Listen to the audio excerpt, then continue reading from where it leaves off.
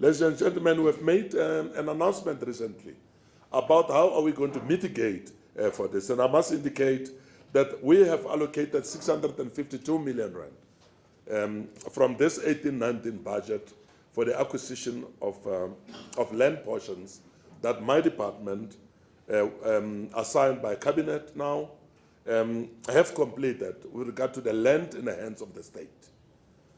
When we came in, we said that there is land in the hands of the state. National government owns land in our province. The department, the Gauteng government itself owns land. Department of Women Settlement for more than 24 years has been purchasing portions of land in the Gauteng province. Municipalities owns portions of land in Gauteng province. Department of Public Works, the Army, Department of Health, Department of Education. Every department has been purchasing land in different degrees for many years. Some of these portions of land were acquired from the previous apartheid system. It too has been purchasing portions of land as it were. We have undertaken an audit, and it's a preliminary audit report on the land available for human settlement, a potential in Gauteng. And in 6 weeks' time, ladies and gentlemen, we have yielded close to 98,000 hectares of land in Gauteng, in the hands of the state.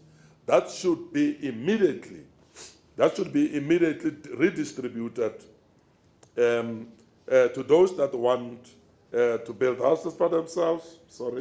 Those that want to build houses for themselves, and they are working, they've got income, and they are capable to do that. I have worked around the clock with the team, the technical team, to ensure that this project is delivered, and we have reported to Cabinet. From this allocation of 652 million rand, this is now the money that we're going to utilize to roll out infrastructure, service the sites, so that people who are ready can be moved on site. And in part, we think that this is a response from land hunger so far that has been expressed by the people that are living in this province.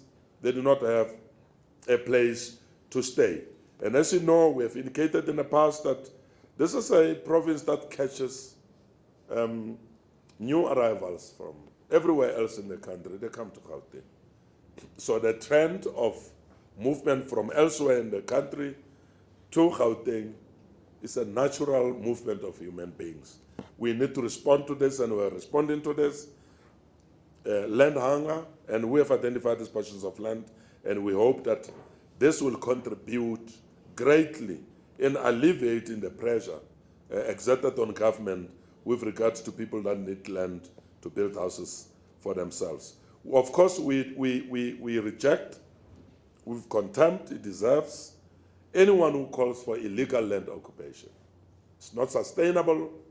It is calling for the continuing indignity of our people. Because when people settle in an informal settlement without services, they are actually putting themselves in a very compromising environment.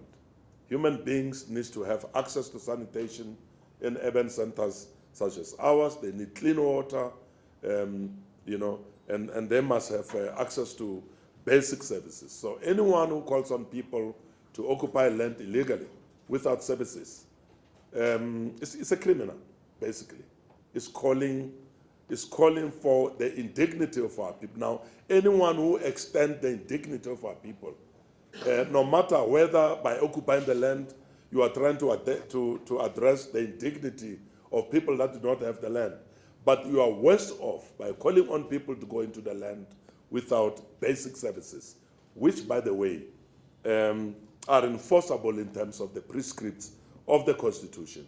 Everywhere where human beings are living, there must be clean water, there must be access to sanitation, and there must be now, increasingly, there must be electricity, because there are no trees to chop here. People will not cook. So if you put people in an informal settlement without access to energy, you are actually advocating for a system where the vulnerable people are going to be compromised even more than the situation where they were before they occupied that particular piece of land. That's crime. We must We must condemn that with the contempt it deserves, and we are working very closely with the law enforcement agencies where such happens. Apply to the courts, and where the courts grant us the right to evict those people, we will evict them in their own, for their own welfare, so that people must go back. They must sit where they are. Government is moving forward to make land available for social development. Thank